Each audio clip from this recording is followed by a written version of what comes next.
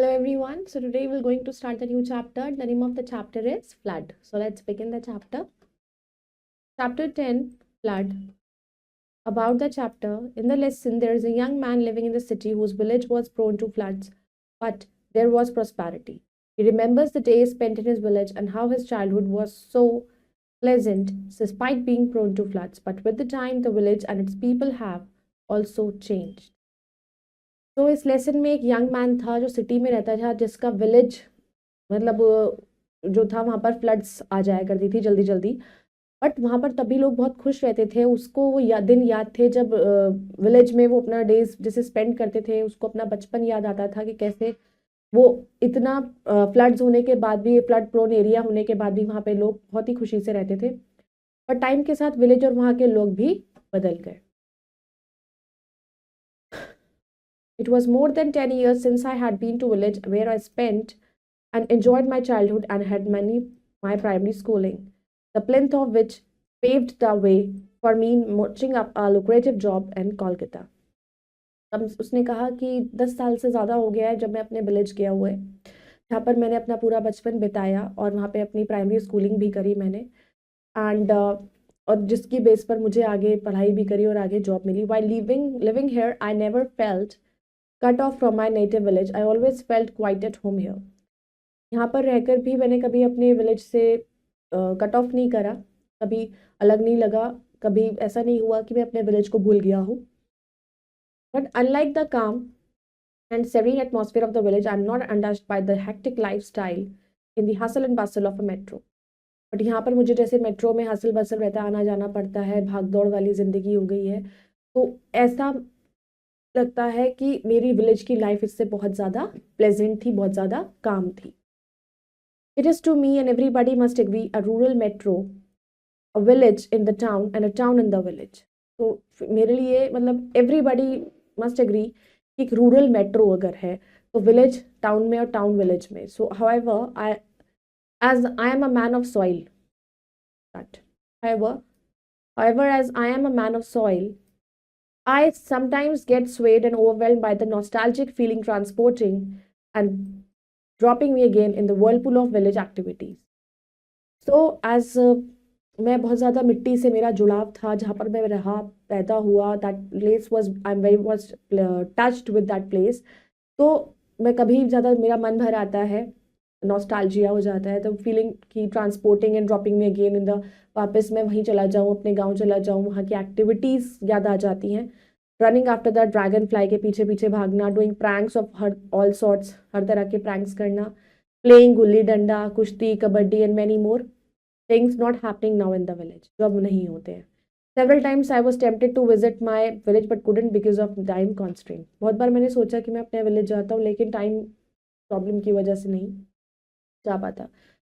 The reminiscent of the village still keep haunting and running after me as I was running after the dragonfly those days. तो अपने village की जब मैं memory मतलब आ जाती थी याद, कुछ चीज़ों को याद करता था, तो वो मुझे हॉन्ट करती थी कि जैसे अब वो मेरे से पीछे नहीं हो रही, वो यादें मुझसे पीछे नहीं छूटी थी जब मैं जैसे ड्रैगन फ्लाई के पीछे दौड़ता था। When I was a small child living in my remote village, I always had the strong liking for swimming in the pond and village river, and because of this fetish my happiness used to get double during the flood time. जब मैं एक छोटा सा बच्चा था, जब मैं village में रहता था, तो हमेशा मेरी एक लाइकिंग थी स्विमिंग करना, पॉन्ड में, तालाब में जाकर स्विमिंग करना, और आसपास विलेज में कोई रिवर है वहाँ पर, क्योंकि इससे मुझे बहुत खुशी मिलती थी। और ये खुशी मेरी डबल तब हो जाती थी जब फ्लड का टाइम होता था।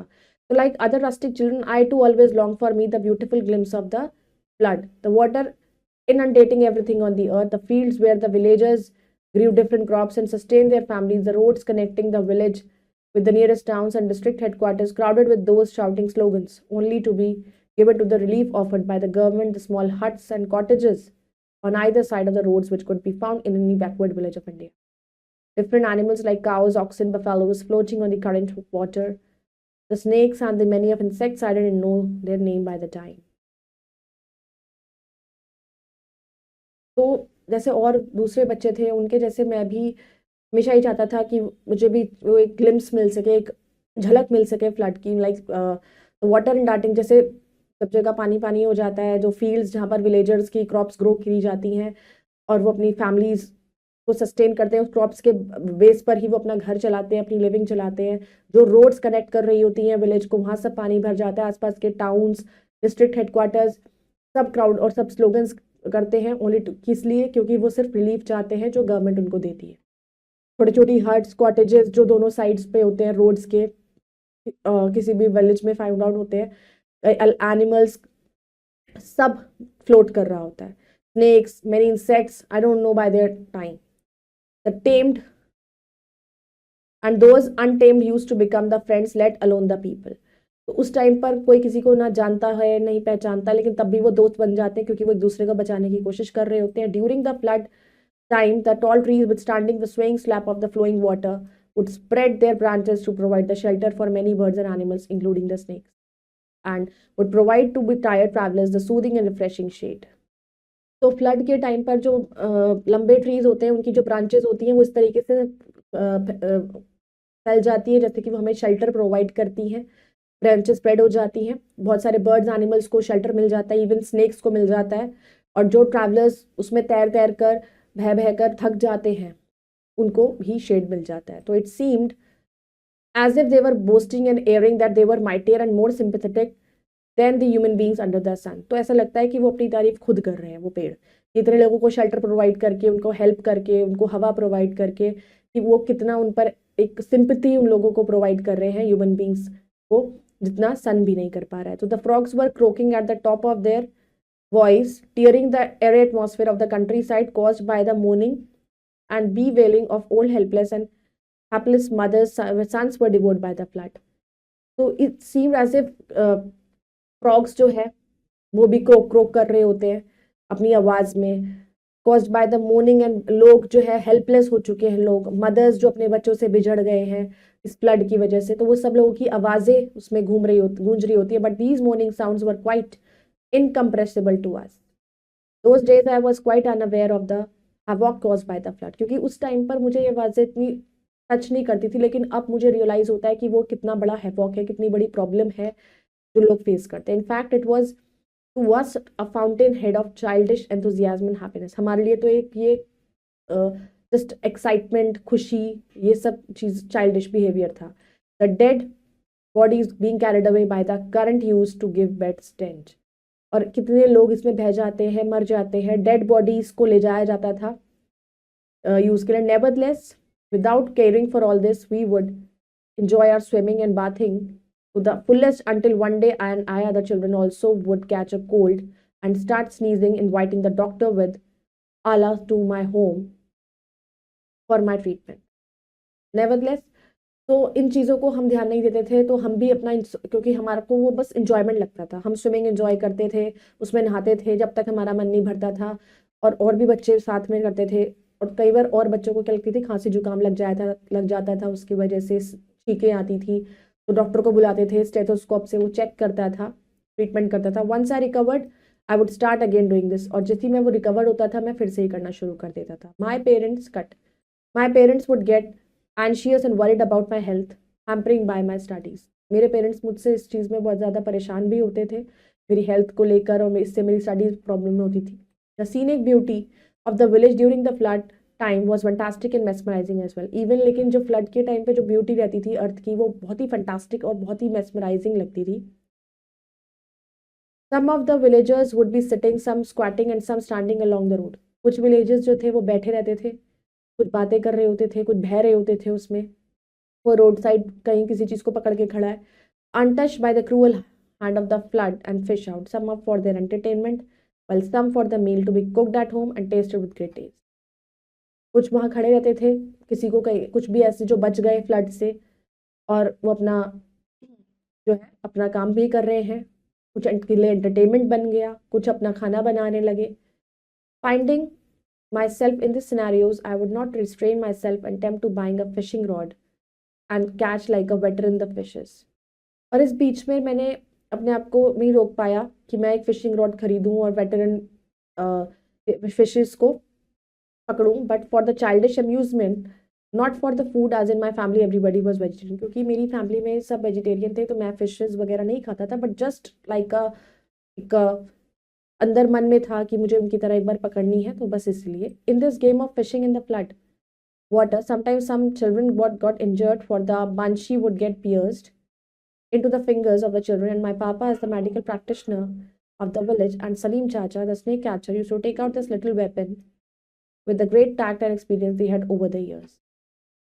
और ये मछली पकड़ने के गेम में फ्लड के पानी में से कई बार बहुत लोगों को नुकसान पहुंचा चुका था, चोट पहुंचा चुका था, एंड बच्चों को इससे चोट लग जाती थी। फॉर द बंशी, उसको लाइक उसके फिंगर में चोट लग गई थी, और मेरे पापा जो मेडिकल की प्रैक्टिस कर रहे थे उस विलेज के लोगों को ठीक करते थे, और सलीम चाचा जो स्नेक पकड़ते थे, तो उस वेपन को निकाला उन्होंने, लिटिल वेपन को, उसके बहुत ही कोशिश के साथ, अपने एक्सपीरियंस है और अपने इंस्ट्रूमेंट से। I still remember my younger sister, while observing this little operation being performed on a victim child, had also gone fainted. और एक बार मुझे आज भी याद है कि जब उन्होंने ये वेपन निकाला उस बच्चे के हाथ से, तो मेरी जो छोटी बहन थी वो ये देखकर बेहोश हो गई। One day I was sitting to take my breakfast. My wife was in the kitchen preparing something for me. preparing something for me. तो एक दिन मैं बैठा हुआ था अपने ब्रेकफास्ट के लिए, और मेरी वाइफ किचन में थी, मेरे लिए कुछ बना रही थी। While waiting for something to come to satisfy the stomach, I switched on the TV and began to change channel after channel until to glue my eyes to the TV screen. तो मैं को भूख लग रही थी और मैं इंतज़ार कर रहा था ब्रेकफास्ट का, तो जब तक मैं खाना आ रहा था उस टाइम मैंने अपना टीवी को ऑन किया, चैनल बदलने लगा कि कुछ अच्छा सा दिख जाए। The news channel आज तक was highlighting the dreadful situation of the flood engulfing entire North Bihar. तो एकदम से न्यूज़ चैनल लगाया, आज तक पर न्यूज़ आ रही थी, फ्लड आ गई थी इंटायर नॉर्थ बिहार में। तो see the alarming flood situation, I was dumbstruck. तो उस अलार्मिंग की फ्लड आने वाली है उसका अलार्म था तो बिहार में, तो वो सुनकर मैं बहुत ज़्यादा शॉक में हो गया। I had never seen such a devastating flood ever before, क्योंकि मैंने कभी ऐसी बाढ़ नहीं देखी थी। I fell into a pensive mood, मेरा मूड बहुत ज़्यादा खराब हो गया, मुझे बहुत दुख फील होने लगा। Flood seem to be a monster creating all kinds of holocaust. तो एक मॉन्स्टर का एक्ट कर रहा था फ्लड, ऐसा लगा था कोई मॉन्स्टर आ गया। When the water receded and everything was normal with the transport playing on the roads, not touched by the flood, and particularly the train, I could not help catching the train to Darbhanga, my hometown. This train was sure to connect me with the imaginative and unfilled happiness of the future, when I would reach the destination and meet all and visit the thing quite worth seeing. तो जब मैंने देखा कि सब जगह पानी पानी हो रहा है, उसके बाद जब सब नॉर्मल हो गया, फिर वापस ट्रांसपोर्ट अपने रोड्स पर वापस आ गए हैं, जहाँ जहाँ पर फ्लड नहीं आ पाई सब ठीक हो गया है। पर्टिकुलरली मैं उस ट्रेन की बात कर रहा हूँ जो I could not help catching the train to Darbhanga, जो मेरा होम टाउन था। तो the train was sure to connect me with the, मैं अपनी इमेजिन करता था, इमेजिनेटिव मेरी unfilled happiness of the future, कि जब मैं उस डेस्टिनेशन पर पहुँचूंगा और सबसे मिलूंगा। Mine was there on the upper berth. Everybody desires to occupy for trouble-free journey and also for the germination of thoughts. तो मेरी जो उस ट्रेन में सबसे ऊपर वाली बर्थ थी, जो सब जिस पर जाना चाहते हैं, जहाँ पर कोई उन्हें डिस्टर्ब ना करे और वहाँ पर इंसान अपना थॉट्स जर्मिनेट करता है, कुछ सोचता है अच्छी चीज़ें। The Ganga Sagar Express steamed off with a loud horn declaring its intention that it is going to replace the recurrently washed away bit by the slow sap of the flood. अब जो Ganga Sagar express थी वो चल पड़ी, एकदम से उसने horn बजा, उसका अपने इंटेंशन को डिक्लेयर करा, that it is going to place recurrently washed away by slow slap of the flood. After keeping the little belongings I had prepared myself for sitting and then lying down on the reserved seat. तो जो भी मैं अपना साथ मेरा सामान था मैंने उसको रखा, अपने जो मैंने सामान प्रिपेयर भी किया था अपने लिए वो भी बैठी, तो मैं वहाँ पे बैठा, एंड देन मैं जो मेरी सीट रिजर्व थी मैं उस पर लाई डाउन करा। आई close my eyes and let my mind pregnant with infantile thoughts taking the wings of the imagination roam free whenever it wanted to, and in the sky of vast universe, sometimes sitting on the tree of philosophy, sometimes chirping in the echo of Vedantic mantras, and sometimes touching on the wounds of humanity, waiting to be healed up by goodness of heart and social harmony, until loud wish selling noises made by the Passengers mixed up with porters looking for the customers who could hire them for carriage woke me up all of a sudden. मैंने अपनी आंखें बंद करी और अपना सोच में खो गया, नई नई थॉट्स मैंने बनाई, सोचने लगा अलग अलग चीज़ें, अपनी इमेजिनेशन में चला गया कि इमेजिनेशन में हम वहीं जहाँ हमारा मन करता है हम वो चीज़ इमेजिन कर सकते हैं, वहाँ पहुँच सकते हैं जहाँ हम जाना चाहते हैं अपनी इमेजिनेशन में। In the vast universe sometimes some tree वे हम बैठे हैं in the sitting on the tree of philosophy, sometimes हम we are chirping in the echo of Vedantic mantras को चर्प कर रहे हैं, उसमें खो सकते हैं। Sometimes we are touching on the wounds of humanity की वेटिंग टू बी कि वो हील्ड अप हो जाए by the goodness of heart. Social harmony, जब तक लाउड फिश सेलिंग नॉइजेज एकदम से, जब मैं इमेजिन ही कर रहा था तो एकदम से ज़ोर ज़ोर से मच्छी बाजार की तरह जैसे आवाज़ें आनी शुरू हो गई, पैसेंजर्स करने लगे, मिक्सड अप हो गए सब इधर उधर कि कोई किसको ढूंढ रहा है, कोई किसे ढूंढ रहा है, तो कैरियज उठाने के लिए कोई कर रहा है। तो एकदम उस आवाज़ों को सुन के मैं उठ गया। I got up in helter skelter as the train arrived on the last destination. मैं एकदम धबड़ धबड़ में उठा और एकदम से ही ट्रेन लास्ट डेस्टिनेशन पर पहुंच चुकी। So I got down with my belongings and heeled towards the platform where I could board the narrow gauge train to my nearest railway station. तो मैं अपनी belongings को लिया मैंने और मैं ट्रेन से नीचे उतरा और प्लेटफॉर्म के टवर्ड्स गया जहाँ पर मैंने अपना board the narrow gauge train को बोर्ड किया जो मेरे पास में रेलवे स्टेशन था उससे। somehow or the other I reached my village. मैं किसी भी तरीके से अपने विलेज पहुँचा। By that time it was drizzling as if it were giving me a red carpet welcome. ऐसा उस टाइम पे हल्की हल्की बारिश हो रही थी तो ऐसा लगा कि मुझे वेलकम दे रहे हैं। In conformity of the custom in vogue in the village, I touched the feet of the elderly people coming on my way and thereafter एक रिवाज की तरह जो मेरे विलेज में होता है कि अपने से बड़ों का आशीर्वाद लेना चाहिए, पैर छूना चाहिए, जो भी आया आपके सामने, तो मैंने वो किया। And thereafter had a few words of welcome. ना as soon as I was visible to my भांजा and भांजी तो they ran टूवर्ड्स में। तो जैसे ही मैं उनको दिखाई दिया वो मेरी तरफ भागते हुए आए। Whether for the chocolates and sweets और out of love and affection, chocolates के लिए स्वीट्स के लिए आए या फिर प्यार से I didn't know. And both of them again run back shouting, और फिर एकदम से वो वापस चले गए, मामा आ गए, मामा आ गए, as if they were competing with each other to tell first of my arrival leaving me wonderstruck, कि मुझे तो वहाँ छोड़ के वो मतलब मैं वहाँ आ गया हूँ इस बारे में सबको पहले बताना चाहते थे। But what I had thought before arriving here was shattered to pieces resulting in my continual repentance over my act. Now it seemed to me that with the modernization of lifestyles in towns and cities, even the country life had undergone radical transformation in terms of cultural and social values. So यहाँ पर पहुँचने से पहले जो मैं सोच रहा था वो सब it was shattered into pieces, resulting in कि repenting on over my act. Now ऐसा लग रहा था मुझे कि जैसे लाइफस्टाइल में इतना चेंजेस आ गया, इतने मॉडर्नाइज हो गए हैं लोग, टाउन्स में भी, सिटीज़ में, इवन कंट्री लाइफ जो है उसमें बहुत बड़ा ट्रांसफॉर्मेशन हो चुका है कल्चर्स में, वैल्यूज़ में। I was under the impression that the people here as an incident are simple and they were when I had seen them in my childhood. मेरे को ये भी था कि जैसे मेरे बचपन में लोग इतने अच्छे थे, दे वर वेरी इनोसेंट, बहुत ही सिंपल लोग थे, तो मेरे को यही इम्प्रेशन था कि आज भी लोग वैसे ही होंगे, विद इंटरेस्ट फॉर फिशिंग, उनका फिशिंग में इंटरेस्ट होगा, meeting, getting together in social functions में एक साथ जाना एंड सो फॉर्थ, ये सब चीज़ें। आई had never thought that they become quite urban in their languages, behaviour, thoughts and customs. तो मुझे नहीं पता था कि यहाँ पर भी सब चीज़ें बदल चुकी हैं, वो बहुत ही अपना लाइफस्टाइल उनका बदल चुका है, उनका बिहेवियर, उनकी लैंग्वेज, रिवाज, thoughts. What I have found is that they are utilitarian, thinking of everything in terms of profit and loss. तो अब क्या हो गया कि सब यूटिलिटी, इट्स काइंड ऑफ कि अपना प्रॉफिट देखने लगे थे हर लोग कि कहाँ उनका फ़ायदा, कहाँ उनका नुकसान हो रहा है।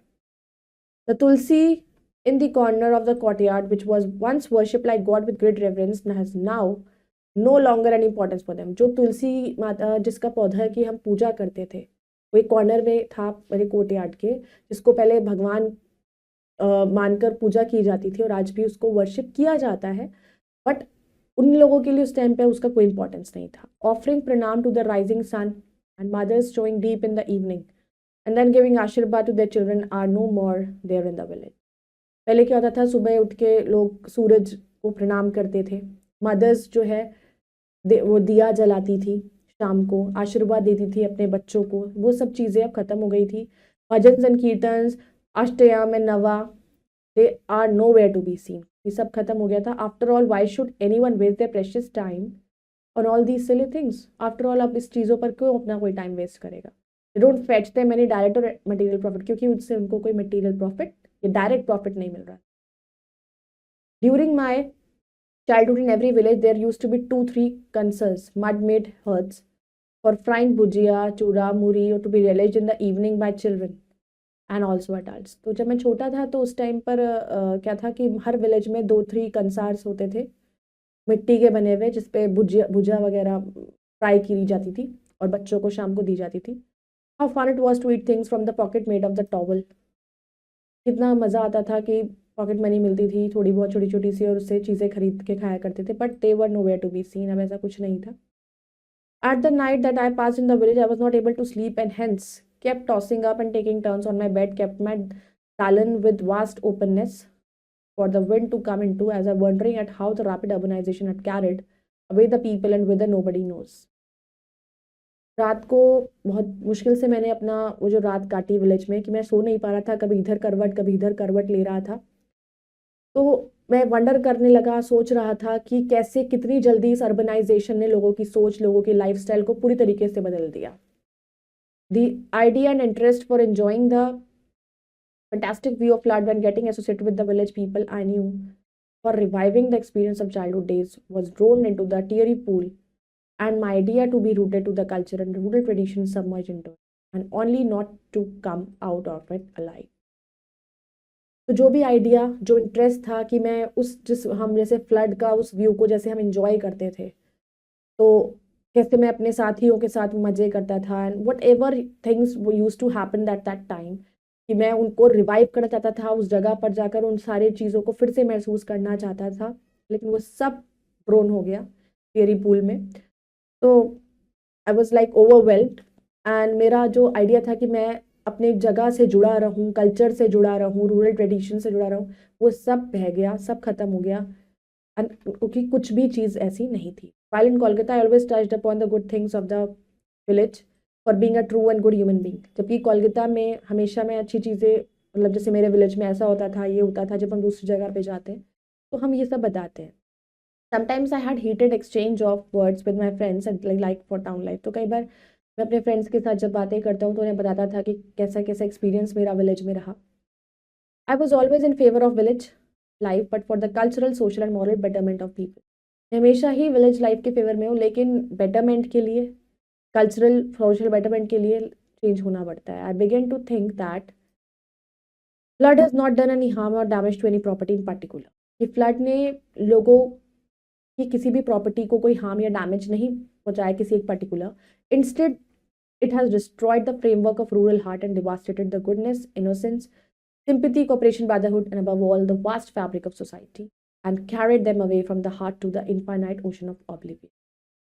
मतलब पर्टिकुलरली किसी की एक की प्रॉपर्टी डिस्ट्रॉय ना करके उसने वो सारी इनोसेंस, अच्छाई, लोगों के अंदर जो जुड़ाव था, ब्रदरहुड था, सिंपैथी थी, एक दूसरे के कॉपरेशन था, वो सब कुछ इस फ्लड में बह गया, खत्म हो गया. I found my self all alone in the crowd. अब मेरे को भीड़ में अकेला पाया मैंने खुद को. It seem to me that flood washed away and eroded the heart of village. कि मतलब जो दिल था ना कि मैं वहाँ जाऊँगा तो वो सब चीज़ें होंगी, तो वो सब खत्म हो चुका था. Living it quite barren land की तरह, बंजर. The village appear to me a barren land with no seeds of love, compassion, cooperation and friendship. Barren land वो होता है जहाँ पर कोई बीज नहीं बोया जा सकता, जो क्रॉप्स ग्रो नहीं होती. तो वो विलेज जो था वो ऐसा बैरन लैंड हो चुका था कि ना कोई वहाँ प्यार था लोगों में, ना भाईचारा, ना दोस्ती, ना कॉपरेशन. कोई भी ग्रो नहीं कर सकता था for the sustenance of human relationship in society. The fabric of society was so shattered. सब कुछ इतना खत्म हो चुका था. The flag of symbolic meaning of village that I always hoisted in Kolkata laid crestfallen right before my nose, but I could do nothing but kept staring in the dark. जैसे मैं कोलकाता में जाके अपने फ्रेंड्स को, अपने आसपास के लोगों को बताता था कि मेरे विलेज में ऐसा होता था, वहाँ पर जाओगे तो ऐसा महसूस होगा, बहुत अच्छा एटमॉस्फेयर है. बट जैसे ही मैंने वो सब चीज़ें देखी कि ऐसा कुछ भी नहीं है पहले जैसा, तो मेरे पास सिर्फ अंधेरे के अलावा कुछ नहीं. Let's do the vocabulary. Plinth, a block of stone on which a column stands, serene, calm and peaceful, overwhelmed to feel a strong emotion. Constraint, something that limits you in undating to cover an area of land with water. Enthusiasm, a strong feeling of excitement. Relish, to enjoy something. Reminiscent, to make you remember something. stench, a very unpleasant smell, and anxious, worried, and afraid. Now it's testing time. Now let's do tick the correct and mark it in my sheet. The reminiscent of the dash still keeping haunting me and running after me. Village. What is considered as Allah stethoscope. Blood seemed to be monster causing all kinds of holocaust. The village appeared to me dash land with no seeds of love, barren. The dash used to take out the little weapon, snake catcher. Now let's do the fill in the blanks. I got up in helter skelter as the train arrived on the last destination.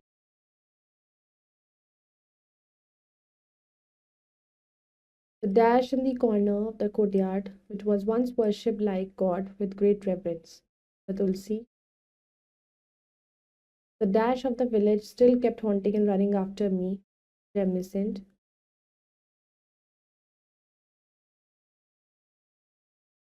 But they were dashed to be seen, but they were nowhere. The fabric of dash was so shattered. The fabric of the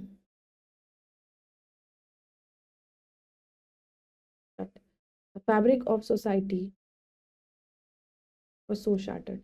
I T for the true and F for the false statement. Village life was very hectic. False. Flood is a natural disaster. True. Many people lost their life due to flood. True. Kolkata was the hometown of the narrator. False. Narrator was doing a lucrative job in Kolkata. True. So I hope you all have understood this chapter. You all can go through it once again and do the rest exercises. We will meet in the next video with the next chapter. Till then, bye-bye. Take care. Thank you.